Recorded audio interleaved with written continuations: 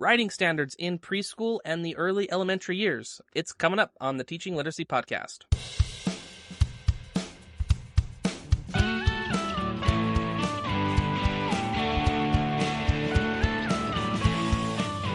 Hello, and welcome to another episode of the Teaching Literacy Podcast. I am your host, Jake Downs, with Patrick Wells helping out on the back-end production. Very grateful to have you here today with the podcast. As I hit record here on this episode, it is December 31st, 2022, so this will obviously be the last episode of the year. And what a year 2022 was. We had some great guests on the podcast. I personally learned so much from these conversations, and I hope you are learning from them as well. A big thanks to our guests, big thanks to our listeners, and I am looking forward to seeing what 2023 has in store for the Teaching Literacy Podcast. With that, let's get to today's episode. I think we'd all agree that in a student's education there are several critical junctures, such as the transition from elementary to middle school, or middle school to high school, and then obviously high school to post-secondary. But what about the transition from preschool to elementary school? My guest today has conducted research that investigates how preschool writing standards align with early elementary writing standards in states that adopted the Common Core state standards. Her name is Dr. Laura Tortorelli, and she is an assistant professor in the Department of Teacher Education at Michigan State University. Highlights of the conversation include insight into how the preschool and early writing standards are organized, what practices these standards emphasize, how those practices align with research, and what it means for instruction in your classroom. Fantastic conversation. I learned a ton from Dr. Tortorelli. I really appreciate and admire the work that she is doing. There will be plenty of takeaways for you in this episode. After the show, make sure to stick around for Jake's take on the conversation.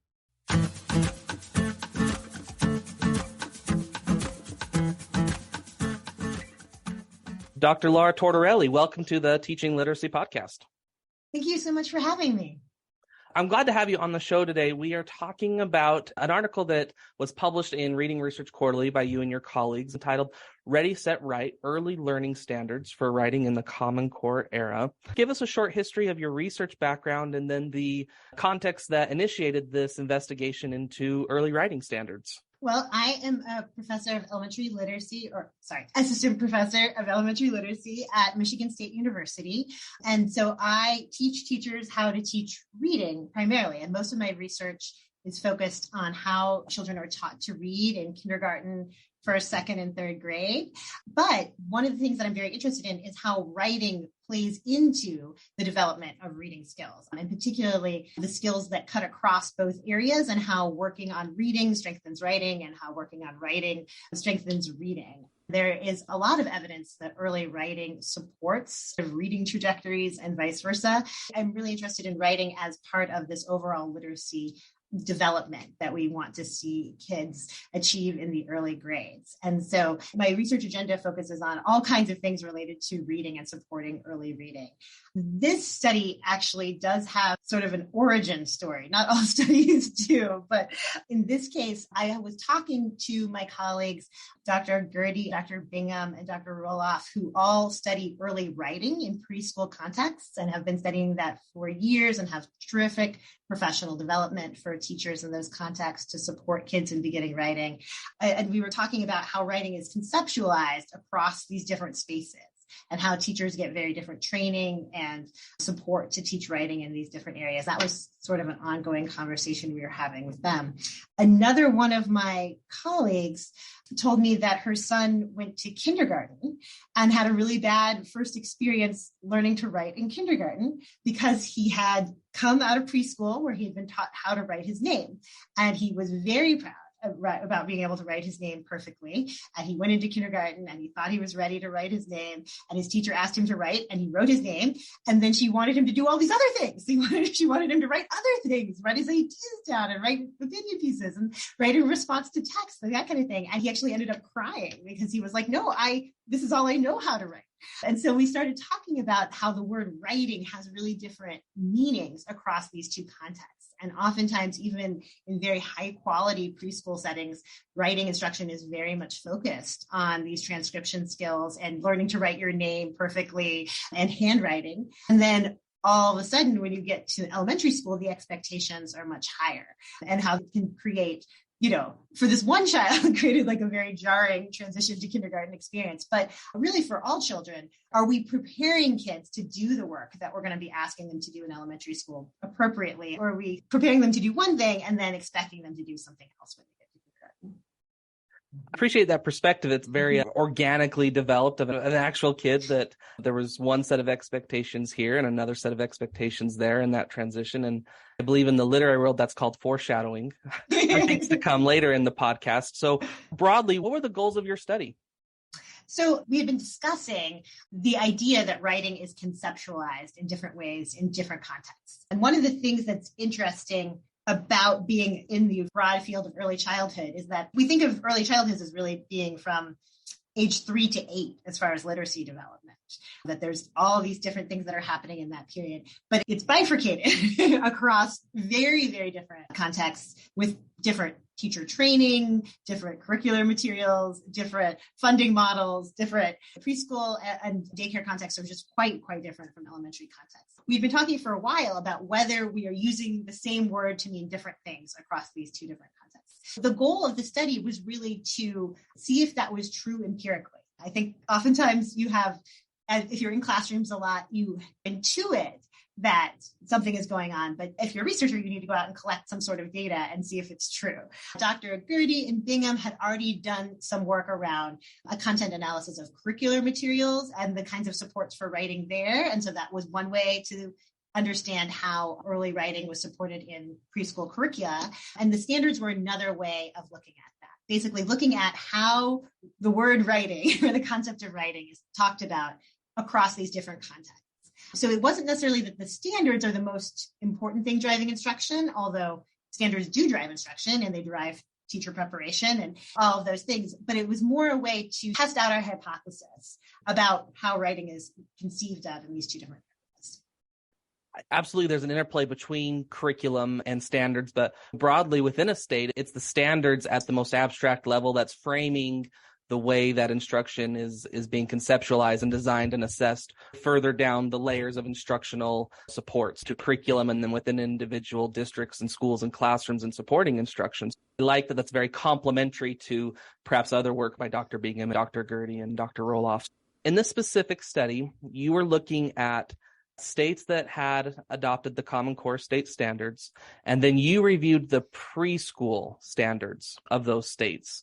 And the reason for that being that Common Core state standards provide a somewhat similar perception of early writing in K2, K3, so that could be a similar pool across those states. I think most folks are familiar with the development of the Common Core state standards, but may provide just a 30-second overview of the development of that, and then also of the preschool standards in those associated states, and why the juncture between those two and thinking about it matters. So the Common Core were developed by national stakeholders and governors from each state, from the National Governors Association, pulling on both national educational leaders and stakeholders at each state to develop what we think are best consistent practices across states. We had a situation where each state was developing their own standards in isolation, and some of those were very good, and the Common Core certainly pulled from what states had already been using. But the idea was to really get all the states on one page, and also to get students at the end of 12th grade to a predetermined level of literacy and math, what they were defining as college and career readiness, so that you could leave 12th grade with the reading and math skills to go either straight into college or go to do whatever career you were interested in pursuing straight out of college. It certainly drew on work that had already been in place in those states. The goal was really sort of a backward design process. They start at what we want kids to be doing at the end of 12th grade and then worked backwards. And you can really see that through the architecture of the standards. Really, every standard has a version that appears at the 12th grade, and a very, very, very rudimentary version of that same standard appears in kindergarten, or there's a little note that says it doesn't appear in kindergarten. You can see that we're starting with where we want kids to end up, and then we're moving backwards. And so in some ways that increased the rigor, especially of early literacy standards. And this was a cause for some concern at the time. I know that not all states are using Common Core. Many states have adopted their own version or adapted their own version of these states now. But it was pretty significant shift at the time because so many states began using these standards at the same time. It really impacted curricular materials and what's available on the market. So even if you aren't in a Common Core states or you don't consider yourself to be using the Common Core anymore, these shifts in instruction still changed how we were thinking about things in the early grades, including the complexity of the text that kids were supposed to be reading, and very much the complexity of the writing tasks that they were doing. And that's one of the reason we ended up focusing on writing. There was a big shift in the field in thinking about what kinds of writing kids should be doing from the very beginning. So the very beginning of kindergarten, kids are writing opinion pieces about texts, for example. They are responding to texts in writing, and they are composing their ideas and creating final written products. That is the direct result of sort of starting at the top and working our way back down. There was a lot of concern at the time that maybe this was going to be too hard or it was going to be making kindergarten and first grade too academic. That was part of the reason that I was interested in looking at what was happening in preschool at the same time. Was the shift to these more rigorous writing standards that result from starting at the top and working your way back down, is that going to create a gap or a rift with the preschool instruction that has been traditionally offered? That's the Common Core. Preschool standards are really adopted. It's still in that old school way, sort of state by state, looking at stakeholders' preferences and thinking about what is important for licensure for different daycares and also for teacher preparation programs. They've typically focused more on what we know about development. So they've been more about what we know kids can do at each stage rather than what we are wanting them to do in the future. That was another reason we thought we might see a gap in between these two sets of standards, because the tradition for developing preschool standards has been more child focused and more developmentally focused rather than more academic outcomes. I think it's worth noting that even though Common Core state standards are a decade old now, and many states have even done an updated or another revision of their core since then, what you pointed out of that monumental shift and what's available on the market, I believe we're still in a Common Core era. In Utah, there's a standard revision happening right now, and we're midway through that process, and the draft version of the standards were released to the public last spring. When I look at them, I still see the thumbprint of the Common Core, even though things are being shuffled around and some of the language adjusted and, some strands simplified and things like that. It still is Common Core, just perhaps a little bit different packaging. And then on the flip side of that, preschool standards haven't shifted to that same backwards design approach where there's a common set of stakeholders across many states to reflect perhaps more nationally what might be expected. So it's much more dependent on local context. This study was specifically looking at, do different states have different sort of perspectives of preschool writing versus what's expected to happen in kindergarten? Maybe to get the next piece on the chessboard here, let's talk about a couple key vocabulary words: transcription, composition, and writing concepts. Those are the three main lenses that you categorized the preschool standards in. Can you briefly talk through each of those terms and why they matter in early writing development? Yeah, absolutely. We adopted these terms from Lonergan's work and some other theoretical models that exist of writing. So they are not necessarily our categories, but building on the work of previous scholars who studied early writing. What we found is that there are really kind of three big baskets of things that kids need to learn to write. One is transcription skills, and those are the knowledge and skills that children need just to get things down on paper. That includes handwriting, which is a very big component of early childhood, because handwriting involves developing those visual motor skills that they need to hold the pen, manipulate the materials, learn the letter forms, and then form those in writing. That includes both uppercase and lowercase letters. That's one part of transcription. The other part of transcription is knowing how to spell the words once you've got those letters under your belt. And for early writers, that involves letter-sound relationships and figuring out how those work and how those can be represented in writing. As kids develop up through the elementary grades, they learn bigger spelling patterns and have committed more spelling patterns to memory. So transcription is really everything you need to just get the words down on the page, and that includes both handwriting and spelling skills. Those are very important for writing development overall, because if you can't get the words down on the page, you really can't express yourself fluidly. And there's research that shows that those transcription skills and developing them to a point of automaticity in the elementary grades, I think accounts for up to like 60% of compositional fluency and 40 to 42% of compositional quality. Because if you can't get what you're trying to say out, it's very difficult to create a long, thoughtful piece in writing. So getting those skills squared away early is very important for developing writing. But also, you'll notice that letter-sound relationships and letter recognition are big parts of reading development. And actually, that's the angle that got me interested in early writing.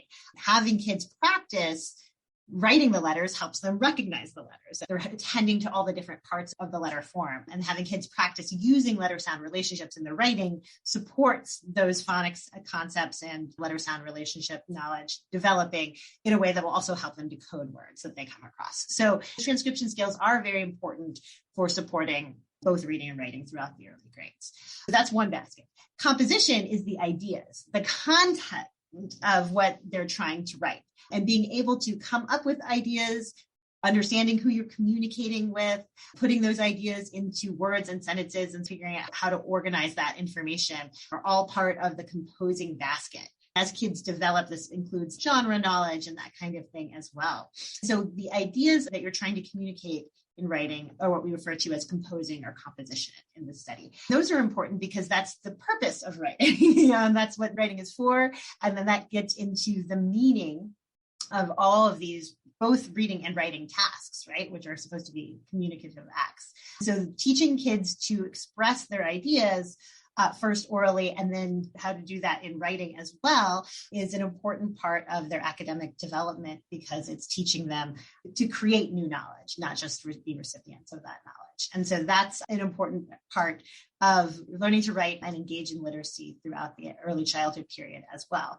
Then writing concepts is a little bit more amorphous, but basically it's the why, like it's understanding how written language works, why we write it all, that print represents language, that pictures are different than print, that there are different purposes for using print that are all part of the communicative basket. And these are important for both reading and writing, because understanding how a book works in English and how it's different from other languages is really foundational to being able to participate in all that literacy instruction that they receive. Excellent. Thanks for that framing. So we have transcription, which is being able to efficiently produce print. And in the same way, we might think as decoding as a bottleneck to being able to process print, transcription can be a bottleneck to producing effective print or print efficiently. And then composition, being able to organize ideas in a coherent way and communicate them. And then writing concepts is more as the form and function of print moving from left to right, that print can convey meaning, those types of ideas. So you reviewed preschool standards in Common Core states, and you categorized them into those three areas. Can you just briefly describe what that looked like? Just manual review of standards and sorting into those three categories? Is that the gist of it? Yeah, I mean, it took a very long time to find all of the early childhood standards, because as we said, unlike the Common Core, they're not unified. Every state does their own thing and they call them different things. This really started by going to every state website and finding their most up-to-date version of the standards, and then actually going through all of those documents to find the standards that related to writing. Most states did have a section of the standards that they called writing. So if they did that, we just pulled all of those standards out of the document, but some didn't. Some just had broad literacy standards, in which case we had to look through and identify the ones we thought were writing. For all states, we also looked through the other literacy standards and pulled out anything that was clearly related to writing. So we ended up with both, kind of pulling everything that would be supportive of writing in the early childhood context. Then we created a big spreadsheet that had all of the standards. I think I'm trying to remember how many we ended up with. I think it was 458. Yeah, 458 standards from 42 states, the District of Columbia, and the Head Start standards that addressed writing in some way. So then we had a large spreadsheet, and Dr. Rebecca Roloff and I sat down and worked through a bunch of them together, just seeing if we could easily categorize them into one category or the other. And we learned a lot by doing that, including the fact that many standards actually cut across these categories, and they needed to be double coded. We needed to have some hybrid standards as well. It also helped us refine sort of the words that we thought fit, the terms that we thought were better aligned with transcription versus composition. For example, at first, anything with letters in it, we thought would probably be a transcription standard, but we also wanted to divide those into handwriting and spelling. And both of those have the term letters in it. So we needed to further refine what kids were doing with the letters to determine if it was a handwriting or a spelling standard. We did that manually first, both working together and then separating out and trying to see if we could do it independently. We used that to refine our terms, but then we actually did a second round of coding that used a tool called Encoder that actually looks for the specific search terms and can basically computer assists you in coding. So we ended up with just categorizing standards based on whether Dr. Roloff and I agreed and whether or not Encoder also agreed with us. So there were sort of 3 rounds of coding these standards. And the ultimate result was that standards were first coded for composition, yes or no, for transcription, yes or no, or for writing concepts, yes or no, so that they could end up being all 3. So we ended up coding all of them 3 different times, basically, and then going back and looking through to see which ones addressed more than one area. So true to most studies, the analysis was probably the more straightforward part. It's the wrangling and, getting everything organized in the way that you need to analyze it. That's the time-consuming and iterative and brain-stretching part. Yes, absolutely. We learned a lot just from digging into them together and seeing what kinds of language were being used across the different states. So let's then get to the analysis. Let's start with transcription. What were your findings in the preschool transcription standards? We found that over half of the preschool standards addressed transcription in some way. That was by far the biggest category. And within those, 90% of them addressed handwriting only. There was a lot of focus on basic handwriting practice, developing the fine motor skills that are needed, learning how to hold a pencil, learning how to make marks on paper. A lot of this was related to name writing and helping kids learn how to write their name, which we know is a big goal in preschool. But basically, there was a very large focus in the preschool standards on writing as a transcription task, primarily around letter formation. To have half of them be transcription and then 90% of that 50% be specifically handwriting, that communicates a lot about what's being valued in the preschool realm across states. So then let's cover composition and writing concepts that were roughly the other half of the standards. Yeah, composition was addressed, I think, in 38% of the standards and writing concepts in 26. So, a little over a third addressed composition and about a quarter writing concepts. Remember, they can overlap to some extent, so these are not exclusive categories. So composition was addressed, but I will say that in many cases, it was all oral composition.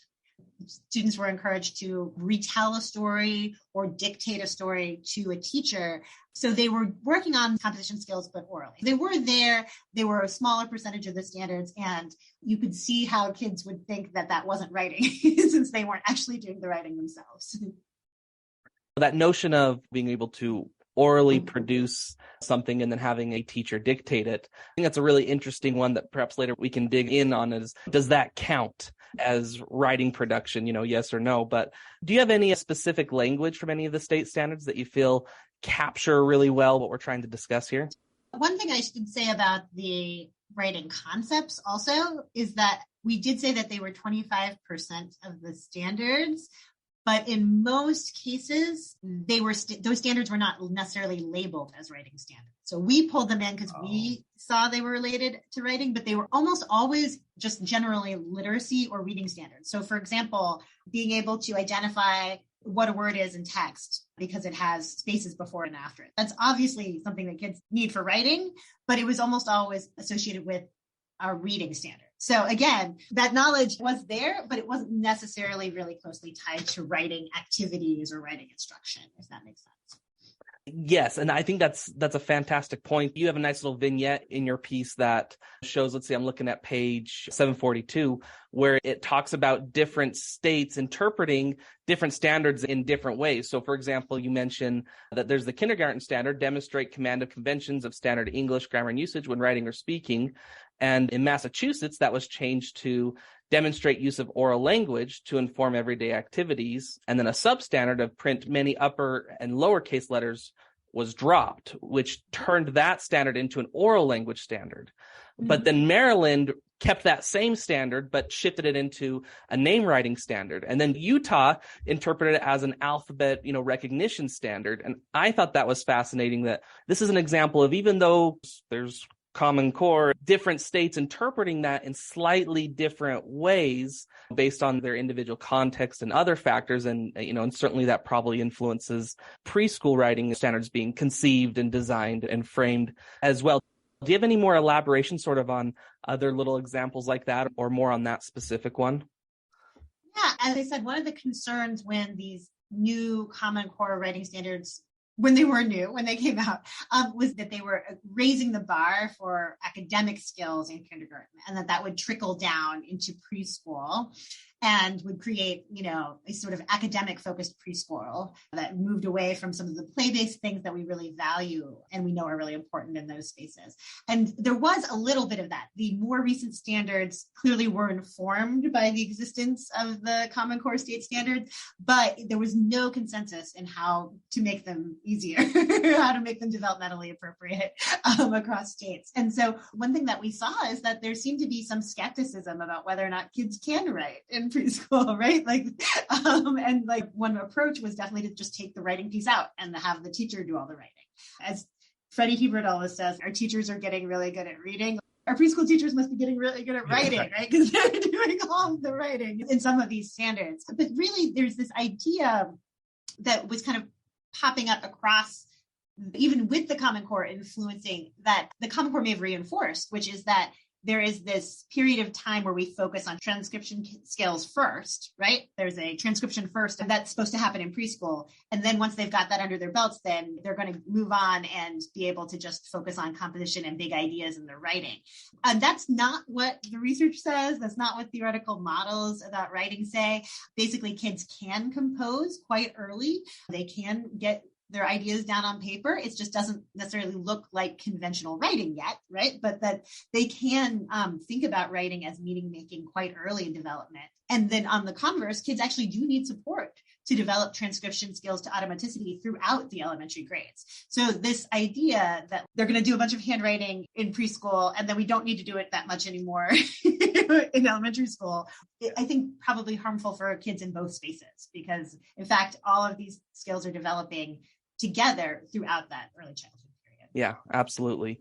Thinking about the junctures in our education system really mattered. The off-ramp of elementary school and the on-ramp of middle school, and the same thing from middle school to high school, and then even high school to post-secondary learning or career.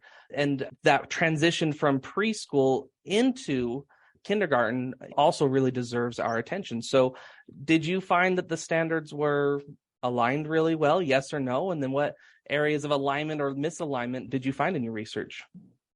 I would say the alignment is there, and that composition shows up in both places and is clearly valued in both places. But we have a lot of work to do when we think about where kids are coming out of preschool and what kinds of support they would need from there. For example, as I said, most of the standards focused on transcription. And here are some examples of what those standards look like. Experiment with a variety of writing tools and surfaces. That's sort of like a classic standard that showed up over and over again across many different states. That one is specifically from Hawaii, published in 2014. Or use known letters and approximations of letters to write their own name and some familiar words. That one was from North Carolina in 2013. So you can see how these are good standards, right? They are getting kids started, but they're by no means providing all of the scaffolding and support they would need to write all the letters, right? Or even to be able to match those letters to sounds, which is what they would need to do to start writing for meaning in kindergarten. And again, the kindergarten writing standards do include writing for meaning. In fact, everything in the writing area of the Common Core is some sort of compositional focused standard. There are different levels of transcription that kids can bring to that task, but they're clearly supposed to be writing for meaning fairly early on in their educational career. You can see that there's a lot of room between using known letters and approximations of letters to write some words, and to use those things to support composition. That's just one example.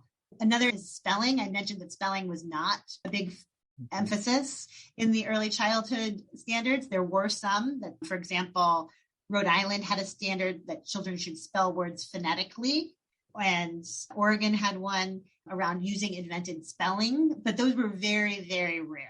And in fact, that spelling support in the context of writing is very important for kids if they're going to be trying to compose independently, because they need to be able to draw on those letter sound relationships and understand how to do that and get some practice doing that and apply what they're learning in their phonics and spelling instruction to their writing tasks. And there really wasn't very much emphasis on that at all. In the Common Core, there are spelling standards, quite a few spelling standards, but they're not necessarily connected to the writing standards either. And so there was definitely some room to teach kids how to use what they're learning in their spelling to compose. I think that's an important segue into thinking about what some of this means for instruction inside classrooms. And the first thing I want to talk about is standards for a minute. One of the critiques I've seen of the Common Core is there's so many standards, and the exact phenomena that you're mentioning is, things that are linked are sort of scattered throughout different domain areas of the core. And if we're thinking in an early education classroom, if we're expecting a student to spell phonetically, that requires several other strands of knowledge too. They have to be able to have alphabet knowledge and being able to have a grapheme mapped to a phoneme and then being able to accurately transcribe that. So there's those different threads that sort of have to be stacked together, but sometimes we have to teach them one at a time sequentially. What advice would you give for an early elementary teacher that's just trying to unpack the writing standards in his or her state and determining what it means for instruction with their students? Mm-hmm. Well, slightly different advice for elementary and preschool teachers, just because of what the standards are trying to work towards. They both have lots of strengths, but also some gaps, right? So the main thing that I worry about when we look at the early childhood standards is that they could give the impression that kids are supposed to be doing all of these things in isolation, right? They describe discrete skills, but that could imply that the instructional activities should be discrete. So if you are teaching a lesson that works towards, say, the Kentucky standard of writes familiar words, I would not want you to just have kids copying a bunch of familiar words, right? That would not, even if that's the goal, that's not necessarily the best instructional way to get to the goal. I would really look for opportunities to think about writing as a way to develop an instructional activity, right? Rather than a standard or a goal, right? And writing is an instructional activity where kids draw on their transcription skills and use them. Where they draw on their compositional knowledge and use them, right? And draw on those print concepts and put them to use. And so I would really encourage teachers to think about writing activities that can allow them to develop and put to use these skills in an integrated context, because that's really what was missing from the early childhood standards, was the idea that writing is a holistic activity in which you bring these things together and actually use them to make a meaningful message. And so that would be my number one advice for early childhood teachers, is to not think about each individual standard, but think about the instructional activities that will move kids toward those standards, if that makes sense. Absolutely. I appreciate that notion, because some of the most beneficial things that I've done as an educator is spending time with the core and really reading broadly across it and being able to link different things together across the domain areas there. And yes, that's time consuming. And yes, that's probably not like a Monday morning type activity before school starts. That's going to take a Friday afternoon or a day in the summer to really, grok that very deeply. But I felt when I've taken the time to do that I've understood curriculum better. I've understood state direction or school district direction and policy better. And so I do highly recommend that, those are individual standards, but they are contributing to a whole, WHOLE, whole, and that we can stack those together to provide really meaningful activities that have a rich scaffold. Thanks for that perspective. So then thinking about the composing transcription relationship that perhaps a listener might be listening to this, and that would be a takeaway. Well, preschool, it's transcription versus composition, and which one's better? But how do you reconcile those two? How can teachers support children in composing while they're also developing transcriptions, that we're doing both and not either or one has to be in place before the other? Mm-hmm. Well, there's a lot of research around interactive writing, all the way up through first grade, actually, in which teachers are modeling writing, but actually doing think alouds about their transcription and writing concepts while they're demonstrating the writing on the board. The idea in interactive writing is that the children are all helping you compose orally, right? The things that we want to say, but then you at the front of the room are modeling how to think about this. So the children will come up with a sentence they want to write. Then you'll help them think about how many words are in that sentence, how you're going to represent those words in the writing, and then going down into the individual sound level. So what sounds do I hear in each word, and how can I represent those sounds? You also bring in things like, I capitalize the first word of the sentence. I put a period at the end of the sentence. And as children develop familiarity with all of these different things, you can bring them up to the front of the room and have them help you write different words or different parts of words, or add the period at the end and that kind of thing. And so there's actually quite a bit of evidence supporting that sort of modeling with children contributing to bring these things together. So I would say that is one instructional recommendation that would go very well with the current standards, but would help with the integration of those current standards and would help preschool kids think about using those transcription skills to produce meaning, which is what we're going to be asking them to do over and over again in elementary spaces.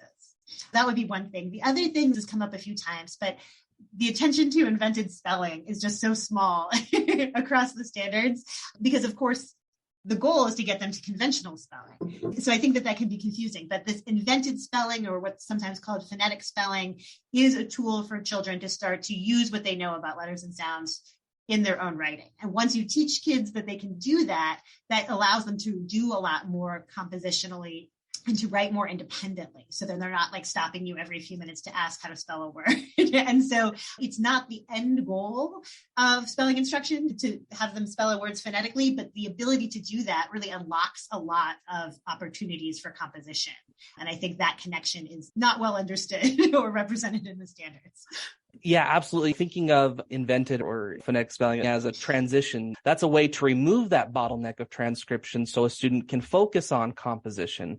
I think a lot of times in writing instructions, what's your end target? If my end target is composition, if I care mostly about students' ideas, then I'm going to, let students use a lot more invented spelling in that composition process. But if we are working on transcription or integrating some like phonemic awareness type instruction, being able to discriminate and isolate or identify each of the individual sounds within a word, well, then I really do care about spelling phonetically because that's what we're targeting. It's so much, what is your instructional objective? I would point listeners to episode 7, clear back one of the first ones I talked with Dr. Chenyi Zhang, and he talks about sharing the pen in a morning meeting with preschoolers, and he did that in Head Start classrooms. And then also Zoe Philippakos was on the podcast last year and did a great conversation about integrating think aloud and really dialogic approach to generating content orally before we start transcribing it. So a next area of bridge to practice I want to talk about, and this is one that I've been asked questions about, I've had good conversations around, is are we in a post-handwriting, post-transcription world? I tap on my phone and I have autocorrect. I'm in Google Docs or Word. And as an adult, the handwriting that we do is very minimal for most folks. So does handwriting and spelling, does that really count? Do we really care about that still in early elementary? Yeah. Yes. I get this question all the time. So thank you for asking. Yes. For little kids, this is still really important because of what we talked about earlier, which is that learning to form the letters is part of learning the letter shapes to automaticity. Something else that I should say came up in our review was that most of the early childhood standards focused on uppercase letters, but in fact, it's the lowercase letters that are really confusing for kids. And learning to make those is actually a big part of how you are committing those to memory. And that helps with letter recognition and also with linking those letters to letter sounds. So in fact, all of that transcription work that we're having kids do is foundational to their reading as well as their writing. Even if they're going to learn to type eventually, having that foundation in the letter recognition and the letter sounds is really important to their development overall. So yes, they do need help with that. And to be honest, we're seeing this post-pandemic, right? Kids were not writing as much during their pandemic instruction. My own son was in kindergarten, so I can attest to that.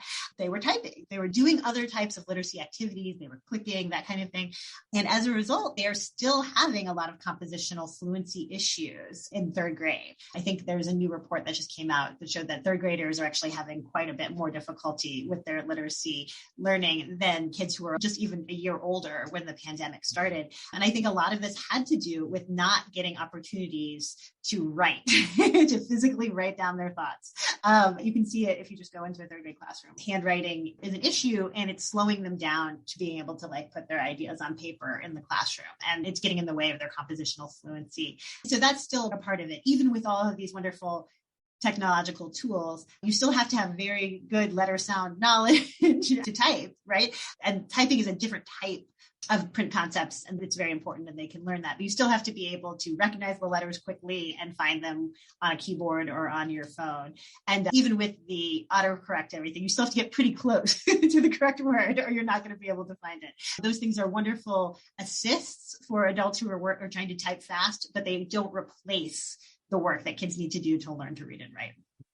Absolutely. I appreciate that notion. One of my first projects, it was my very first semester as a doc student, and in a small group, we did a lit review on keyboarding practices. And this sort of blew my mind at the time, but it makes complete sense now of when you are typing, if I'm typing the letter D or the letter J or the letter K, it's the exact same fine motor skill process for each one. It's just a keystroke, right? A D or a J, I'm just pushing a button. But whereas when I have to handwrite a D and I have to handwrite a J, it's a different process, a different fine motor articulation of the hand that actually creates those letters. And for our early learners that are just learning, that we're giving alphabet knowledge to, they have to know the letter sound, they have to know the letter name, but they have to be able to know what the letter shape is, what the actual grapheme is. And so thinking of Linnea Airy's work or Charles Perfetti around lexical quality, that has to be mapped really accurately and really, really tightly. And so I completely agree with the notion that especially in the early elementary, we do care a lot about transcription, accurate letter formation, because that's going to help both sides of the coin there, the reading side and the writing side, to be able to have that strong alphabet knowledge of letter name, letter sound, letter shape.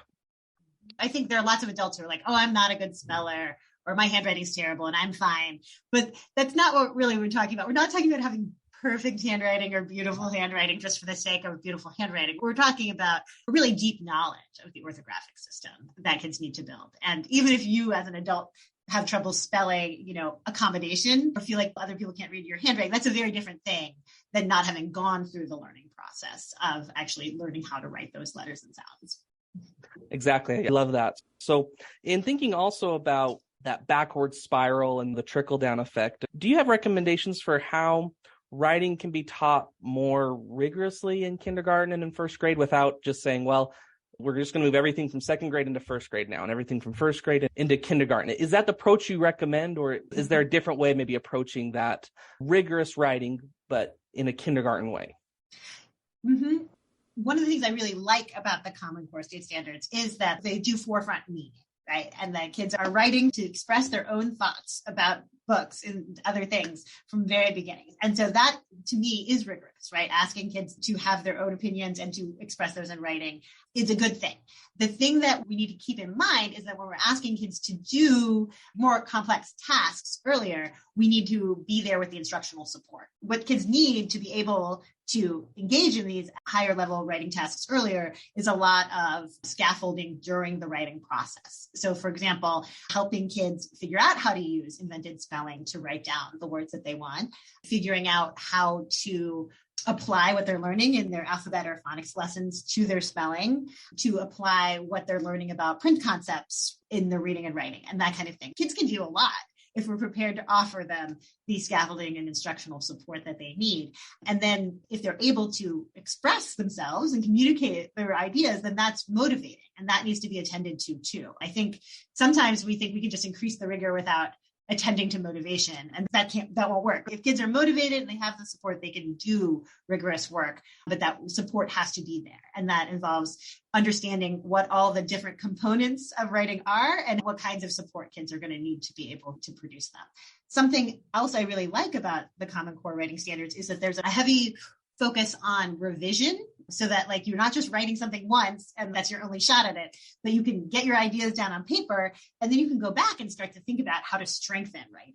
That's present throughout K-12 writing standards. And I think that's something that we can really help the kids see as well, right? That we're asking you to write something that's long and complex, and it might have like punctuation used correctly or that kind of thing, but you don't have to do it all at once. We're going to take it a little bit at a time, and I'm going to help you at every step along the way, and you're going to have chances to improve your writing over time. And that's something that I think can help kids do that more rigorous work as well.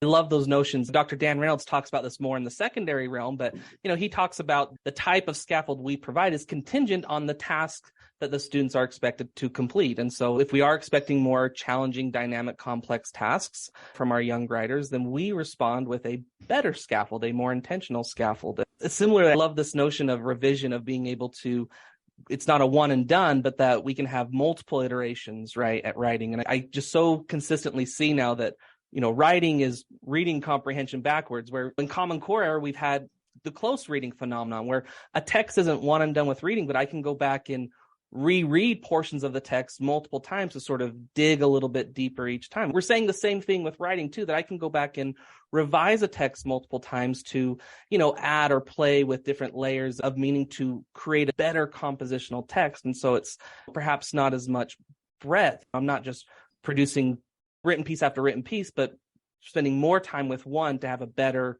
final product in the hopes that over time I can do better final products more fluently, more efficiently with less revision. I worked with a kindergarten teacher here in Michigan who did the most amazing thing, where she would have her kindergarten kids write and then save that writing in a folder. They had a little portfolio of their writing. And then every time they learned a new spelling concept, they would go back through their own writing and be like, oh, I know how to write this word now. Like I didn't know how to write it before. I only had an S, but I needed an SH. So I'm going to go back and find all the words that I used in my writing that have SH and like add it in. And they were so motivated by that. You have to be the right kind of teacher to right. But but they were so motivated to improve their own writing portfolios as they were getting new information and going back and applying it to these things that they really wanted to express and communicate. And I just thought that was just a beautiful example of integrating that work into writing and developing this really positive attitude towards the writing process and the revision process from the very beginning. I love that idea. And then how much does that show? By the end of kindergarten, a student can see, wow, I learned a whole lot. That's fantastic. Maybe one last bridge to practice question I have for you is, we mentioned earlier about oral dictation or student dictation and then teacher transcription. In your view, does that count as writing instruction or writing production in a preschool or kindergarten setting? Okay, good question. So according to the standards, yes, that does count. That is primarily how composition is being developed, through oral composition and through having teachers dictate. We haven't talked about this that much, but so many early childhood standards are about dictating ideas to the teacher and having the teacher write them down. So yes, it does count as writing because it does help them develop their ideas, help them think through the composition process. And to a certain extent, they are seeing the teacher write it down. So they are seeing a little bit of modeling there. So it counts as writing in the standards, and it certainly will support key compositional skills and some other skills as well. But here's the thing that I think we should keep in mind. The kids don't think of it as writing, right? They don't think they're writing. They think the teacher is writing, right? And so that comes into ideas of self-efficacy around writing, right? They don't think they can do it necessarily unless they're given opportunities and support to do it on their own. So it's not necessarily that it isn't writing instruction or it's not important. It's that it doesn't allow the kids to see themselves as like the full authors of what they're doing. I appreciate that perspective. I hadn't quite thought of it in that lens before, but I think that's, spot on. Of all the Common Core standards, I don't know that the dictation one is the most pragmatic. one teacher and a group of students, perhaps more whole group, obviously, but, individually that gets very complex very quick. But this notion of perhaps something like that might help with students being able to organize their ideas or craft some coherence around something without having the transcription burden. But similar to the phonetic spelling stage or invented spelling, that it's a stage that we want to pass through, but it sounds like maybe supporting invented spelling might be a better trade-off for most teachers, in the sense that then they are connecting that they are the ones doing the writing and not just the teacher, reproducing or transcribing their ideas. Right. I do worry that we sometimes communicate to kids accidentally that they can't do things by helping them too much, right? So it's about the right level of scaffolding. Contingency, right? Scaffold contingency. So excellent. Well, Dr. Laura Tortorelli, thanks for joining us on the Teaching Literacy podcast. It's been a joy talking with you. One last question. What do you think makes a great teacher? So many things go into being a great teacher, but what I've been thinking about in relationship to this paper and everything we've been talking about today is the ability to see where your students are and provide the right level of support to get them to the next level. That, as you said, contingency and scaffolding. So that pulls a lot of developmental knowledge, but a lot of individual knowledge of your particular students. I think the ability to integrate that, right, to know what developmental trajectories are and to see where your kids are and what they need next. I think that sort of nexus is what makes a great teacher. Wonderful. Dr. Laura Tortorelli, thanks for joining us on the Teaching Literacy podcast. Thank you so much for having me. I had a great time.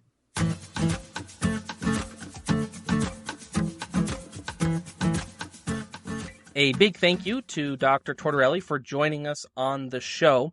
Here's my take on the conversation. I love research that looks at standards, and I think there needs to be more of it. Standards are a huge player in ELA instruction, and I think they spend a lot of time lurking in the background, but they drive curriculum design from curriculum and publishing companies. They drive curriculum adoption. They can drive assessment, and they can even drive things like high-stakes assessments at the state level. So, they're the sort of superstructure that's organizing so much of how we operate. And I ascribe to a garbage in, garbage out mentality that standards with better organization and better alignment to research are going to be overall for the structure of English language arts instruction than standards that are less well organized or don't really align with research very well. And so I think it's very important for every educator to understand the standards that they are hired to teach. And I know that's not the most engaging or the funnest use of a teacher's time. But at the same time, I think it is incredibly important to understand what we're being hired to teach and thinking really critically about how we can meet those standards, how we can teach them in an effective way. Remembering that standards are an outcome. They don't describe the roadmap, how to get there. And they are also an outcome for the end of year. They are end of year proficiency standards. So thinking about standards, what Dr. Tortorelli highlights here is really important. That development of good writers is not an either or proposition. That nice, pretty handwriting doesn't mean a whole lot if that handwriting can't convey information. At the same time, having lots of great information to convey doesn't mean a whole lot either if it can't actually be transcribed and written down. So it's not this either or, it's a both and. And that's very easy for me to say, sitting in my basement in the comforts of my own computer, speaking that into a microphone. I'm not currently in front of a bunch of kindergartners trying to do it, but I do think that it is a doable proposition, and I think there's lots of great research out there that can help show us how to do it. If you're looking for a more pragmatic, this is what it looks like, I highly recommend taking a look at Zoe Philippakos' work. We did an interview with her on the podcast. She has several great books that are out and other great book chapters that really show pragmatically this is what it looks like to do it. But in this conversation and thinking about standards, I also highly encourage you to get cozy with your standards. Unpack them. Look at the nouns and verbs. Look at how they are organized standard by standard, where they might overlap within writing standards and where they might overlap with other ELA standards, and how they might be organized better to meet your specific situation. And finally, and this I highly recommend, is picking or curating some front burner standards. Which 2 or 3 standards are the one that are your no bend, no break standards? They are the ones that have to happen. And those become sort of the center hub of your curriculum wheel. And then you're using the other back burner standards as spokes to help that wheel turn. One critique of standards in the Common Core era has been that there are so many standards, and I completely understand that, and I feel that. And I think we can lessen our cognitive load, and we can focus on things that matter most if we curate the standards that matter the most to us. That's all I've got for you today. Again, thank you for an awesome 2022. Thank you for spending your time with me here on the show. I know there are a million other things that could grab your attention, grab your ears, even things that are much more entertaining than what we are doing here. But I believe it's very important that we communicate research to teachers, and we do it directly, and we curtail that we just talk straight. And I'm grateful for folks that have listened to us on the podcast and have enabled me to keep doing this because I really enjoy doing it. So I will catch you in 2023. Until next time, let's go and teach reading and writing just a little bit better.